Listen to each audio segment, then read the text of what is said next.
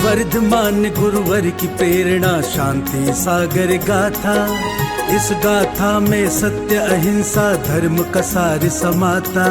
संस्मरण जिसका सुन मन है विस्मय से भर जाता, वो है गुरुवर शांति सागर जी की शांति गाथा।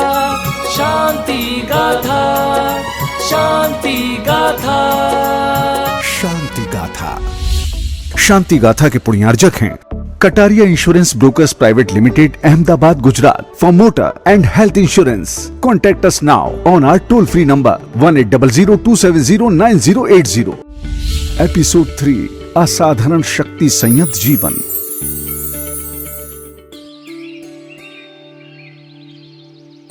अरे गुरुजी आ गए, सब शांत होकर बैठ जाओ। जय जिनेंद्र गुरुजी।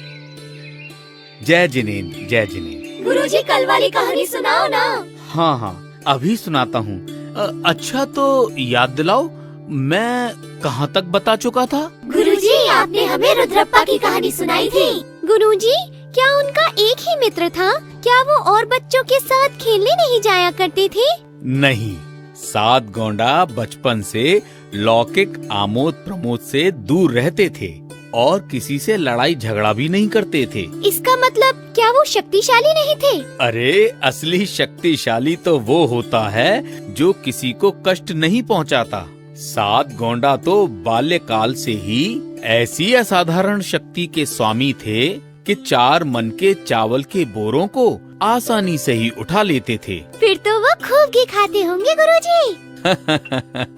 हाँ, वो बचपन में बहुत घी दूध खाते थे, तभी तो वो अपने दोनों पैरों को जोड़कर 12 हाथ लंबी जगह को आसानी से लांग जाते थे। लेकिन गुरुजी, वो हमारी तरह और बच्चों के साथ क्यों नहीं खेलते थे? क्योंकि वो शुरू से ही वीतराग प्रवृत्ति वाले थे और उनका जीवन बालपन से ही बहुत संयत था। संयत जीवन मतलब वो गरीब हो या अमीर, अपने सभी साथियों को समान दृष्टि से देखते थे और वो बहुत मृदुभाषी भी थे। इसीलिए कभी किसी से वो कठोर वचन नहीं बोलते थे। इसका मतलब वो बचपन से ही बहुत समझदार थे, है ना गुरुजी? हाँ, वो बहुत समझदार थे और सबसे खास बात ये कि वो कभी झूठ नहीं बोलते थे, न कभी चोरी आदि अधर्म करते थे, न ही किसी अन्य धर्म की निंदा करते थे। और इसी समझ के कारण ही सब लोग सात गोंडा को प्यार से अप्पा भी कहते थे। अप्पा? अप्पा का मतलब क्या होता है गुरुजी? अप्पा का मतलब होता है दादा, और उनको घर पर भी सब अप्पा ही कहते थे।